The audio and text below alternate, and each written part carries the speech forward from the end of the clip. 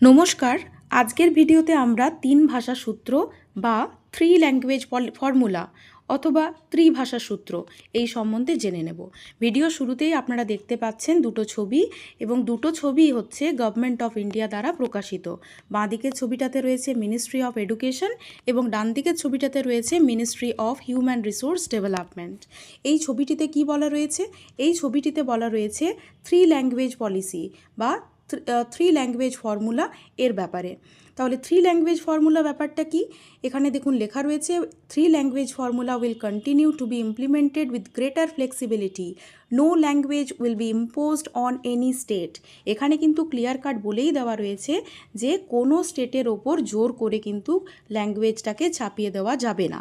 আর ডান দিকের ছবিটাতে রয়েছে national education policy 2020 promoting multilingualism, high quality text book will be made available in home languages or mother language। চলুন তাহলে জেনে নেওয়া যাক এই তিন ভাষা সূত্র আসলে কি। সিবিএসই এর নতুন শিক্ষানীতি এনইপি 2020। এনইপি এর পুরো নাম তো আমরা সবাই জানি। এনইপি এর পুরো নাম হচ্ছে ন্যাশনাল এডুকেশন পলিসি, যেটা 2020 সালে প্রকাশিত হয়েছিল।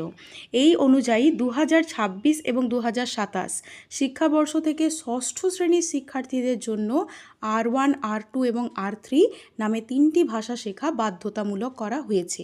এখানে একটা বিষয় মনে রাখতে হবে যে এটা কিন্তু ষষ্ঠ শ্রেণীর জন্য। এখন এই বছর যারা ষষ্ঠ শ্রেণীতে পড়ছে তাদের জন্য এই তিনটি ভাষা শেখা বাধ্যতামূলক করা হয়েছে।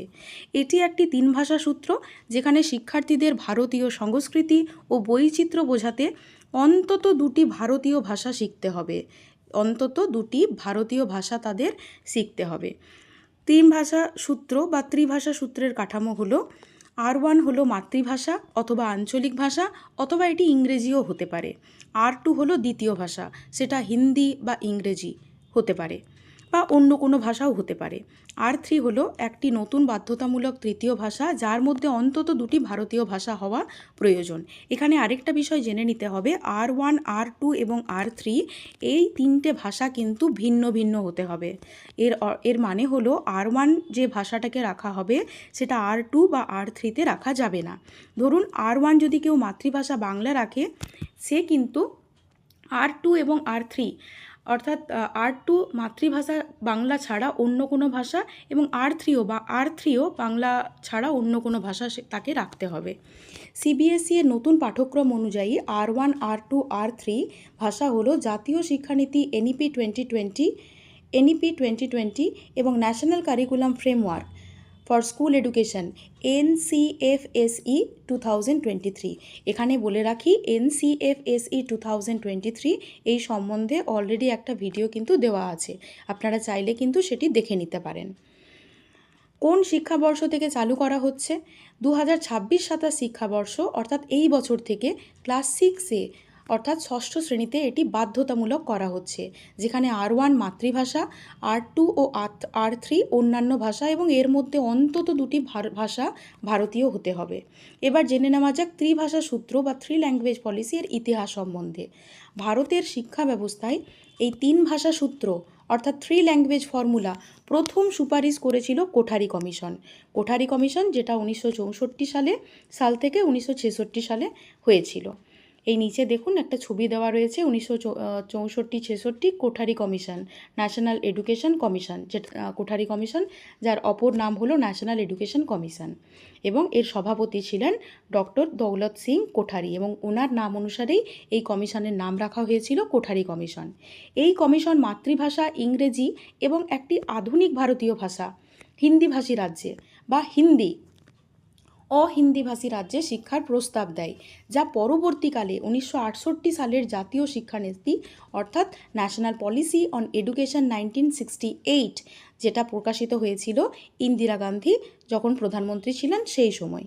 ভারতের শিক্ষা ব্যবস্থায় বিশেষ করে মাধ্যমিক স্তর পর্যন্ত তিনটি ভাষা শেখার যে সরকারি নীতি 1968 সালে গৃহীত হয়, তাকে তিন ভাষার সূত্র বা থ্রি ল্যাঙ্গুয়েজ ফর্মুলা বলা হয়ে থাকে। এর লক্ষ্য হলো জাতীয় সংহতি ও ভাষাগত বৈচিত্র্য রক্ষা করা। এটি এনইপি 2020 এর মাধ্যমে শক্তিশালী করা হয়েছে। ভাষাগত বৈচিত্র্য, কারণ আমরা সকলেই জানি আমাদের ভারতবর্ষ হলো বৈচিত্র্যপূর্ণ একটি দেশ। এই নতুন নীতির মূল উদ্দেশ্য কী? প্রথমেই রয়েছে বহুভাষিকতা। শিক্ষার্থীদের নিজেদের মাতৃভাষার পাশাপাশি অন্যান্য বিদেশি ভাষার সাথে পরিচয় করানো।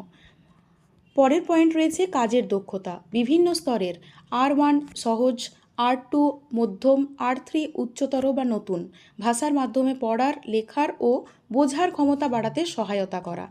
এর পরের পয়েন্ট রয়েছে ভাষার বৈচিত্র্য। অন্তত 2টি ভারতীয় ভাষা শেখার মাধ্যমে নিজের সংস্কৃতি ও দেশের সাথে সংযোগ স্থাপন করা। পরবর্তী পয়েন্ট পাস করা বাধ্যতামূলক। এখানে জেনে নিতে হবে যে R1, R2 এবং R3 এই 3টি ভাষাতেই কিন্তু শিক্ষার্থীদেরকে পাস করতে হবে। বহুভাষিক দক্ষতা ও জ্ঞানীয় উন্নতি। 3টি ভাষা শেখার ফলে মস্তিষ্কের বিকাশ দ্রুত হয় এবং স্মৃতিশক্তি ও বুদ্ধিমত্তা বাড়ে। এটি শিক্ষার্থীদের ধারণাগত বোঝাপড়া গভীর করে, কারণ তারা নিজেদের ভাষায় বিষয়গুলো দ্রুত ধরতে পারে। সাংস্কৃতিক সংযোগ ও ঐতিহ্য। অন্তত 2টো ভারতীয় ভাষা পড়া বাধ্যবাধকতা শিক্ষার্থীদের নিজ দেশের ভাষা ও সংস্কৃতির সাথে গভীরভাবে যুক্ত রাখে। উন্নত ক্যারিয়ারের সুযোগ।